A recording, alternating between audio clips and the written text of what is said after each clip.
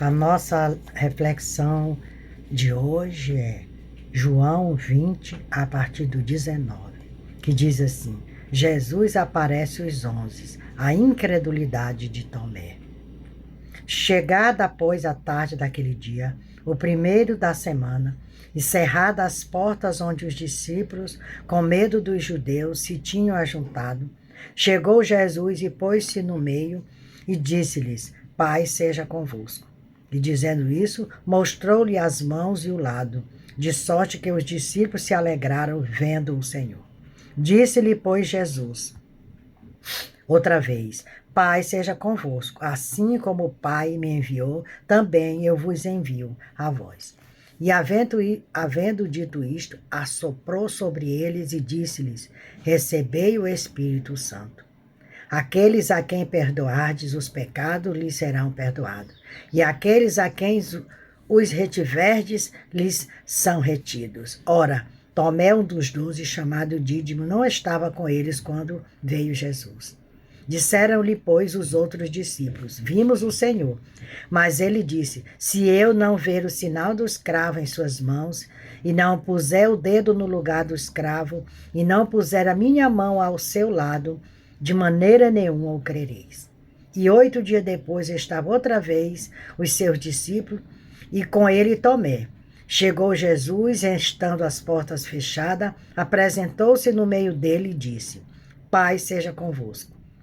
Depois disse a Tomé: Põe aqui o teu dedo e vê as minhas mãos. Chega a tua mão e põe ao meu lado. Não seja incrédulo, mas crente. Tomé respondeu e disse-lhe: Senhor meu e Deus meu. Disse-lhe Jesus: Porque me viste, Tomé, crestes? Bem-aventurados que não viram e creram. Jesus, pois, operou também em presença de seus discípulos muitos outros sinais que não estão escritos nesse livro. Este, porém, foram escritos para que creias que Jesus é o Cristo, o Filho de Deus, para que crendo tenhas vida em seu nome. Então observe que Tomé ele andava com Jesus. Mas ele, mesmo os outros falando, ele não creu. Quantos Tomé tem? Nós temos milhares de Tomé que não crê nessa palavra. Mas Deus deixou livre-arbítrio do crer e não crer. Mas ai daquele que não crê, que não se voltar para Cristo. Então você vê aqui, nos primeiros estágios do avivamento, quando as esperanças, semente por mudança, são manifestadas e cultivadas, a morte deve surgir, de modo que o avivamento passe por seus mais importantes estágios de provação e desenvolvimento na vida do homem e da comunidade. Em geral, é nesse estágio crítico que as frustrações em relação ao homem, ao sistema, às mensagens e às promessas ocorrem, pois parece que o alvo não foi atingido. Pedro e os demais discípulos enfrentaram desapontamento, culpas pessoais, sensação de abandono e confusão depois da morte de Jesus. Eles não conseguiram reconhecer que o homem que avivaria a espiritualidade tinha de conceder sua vida como uma semente pelo avivamento e pela colheita de cada um deles.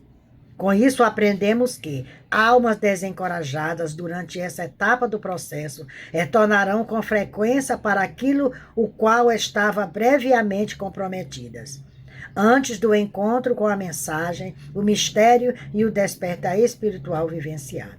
Duas formas de avivamento estão presentes nessa passagem. O genuíno avivamento da fé, do amor e do relacionamento dos discípulos com Jesus é a primeira. Mas o retorno dos discípulos ao seu modo de vida anterior e às suas antigas profissões representa um avivamento que se trata, mas sempre falha porque não está fundada em desapontamentos. Jesus encorajou gentilmente Pedro a retornar ao amor que tivera antes por ele. O Messias não censurou por falta de fé. Esta não trabalha a não ser que seja verdadeiramente assentada sobre o amor. Está lá em Gálatas 5:6. Esse amor avivado constrói um ambiente saudável para o crescimento da fé e uma renovada vontade de seguir a Deus. Então, observe aqui que quando Jesus foi preso, julgado, crucificado, morto, eles todos se debandaram. Eles ficaram dispersos, perdidos. Assim como a ovelha perdida, a 90 era 100 e uma saiu e ela ficou perdida. Assim eles ficaram. Eles ficaram desragados. Eles não confiaram que o Espírito Santo estaria ali com eles. Quando Jesus começou a aparecer, depois dele ter ressuscitado, a fé deles foi renovando. Você vê que Tomé não acreditou.